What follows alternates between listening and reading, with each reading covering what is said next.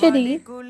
Hello guys, ഇന്ന് നമ്മളെ ചാനലിലേക്ക് എല്ലാവർക്കും സ്വാഗതം. അപ്പോൾ ഹാമിക്ക് മയണയിലപ്പം വേണമെന്ന് പറഞ്ഞിരിക്കുന്നത് കേട്ടോ.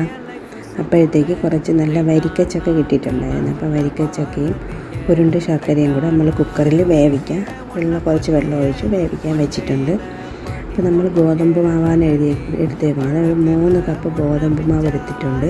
അതിലേക്ക് കുറച്ച് തേങ്ങയും കൂടെ ഇട്ട് ഇളക്കി, അപ്പോൾ അതിലേക്ക് നമ്മൾ നല്ല വെന്ത ചക്കയും ശർക്കരയും കൂടെ അതിലിട്ട് നന്നായിട്ട് മിക്സ് ചെയ്ത് എടുക്കണം. മിക്സ് ചെയ്ത് കുഴച്ച് നമ്മൾ എടുത്തിട്ടുണ്ട്.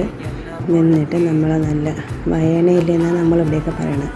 അപ്പോൾ അതിലേക്ക് നമ്മൾ ഈ ചക്ക അങ്ങോട്ട് വെച്ച് ഇതിങ്ങനെ മടക്കി എടുത്ത് നമ്മളൊരു സ്റ്റീമറിനകത്തോട്ട് വെച്ച് കൊടുക്കുകയാണ്.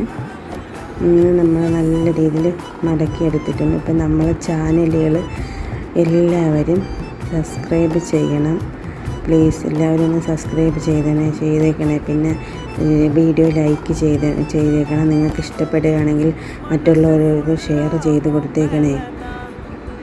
എല്ലാവരും ഞങ്ങളൊന്ന് സപ്പോർട്ട് ചെയ്തേക്കണേ. ഇപ്പോൾ നമ്മൾ ഇങ്ങനെ ഓരോ ഇല എടുത്ത് ഇങ്ങനെ നന്നായിട്ട് ഫില്ല് ചെയ്ത് വെക്കുന്നുണ്ട്. ഇങ്ങനെ എല്ലാം നമ്മൾ അതുപോലെ ആക്കി എടുത്ത് കുഞ്ഞോട്ടിൽ സ്റ്റീമറിലേക്ക് വെള്ളം എടുത്ത് വെച്ച് അതിലേക്ക് നമ്മളത് തട്ടെടുത്ത് വെച്ചെടുത്ത് അടച്ച് തീ കത്തിച്ച് വേവിക്കണം.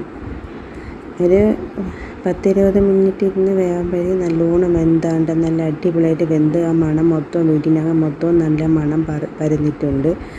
മക്കൾ ചായയുടെ കൂടെ കഴിക്കുകയാണ്.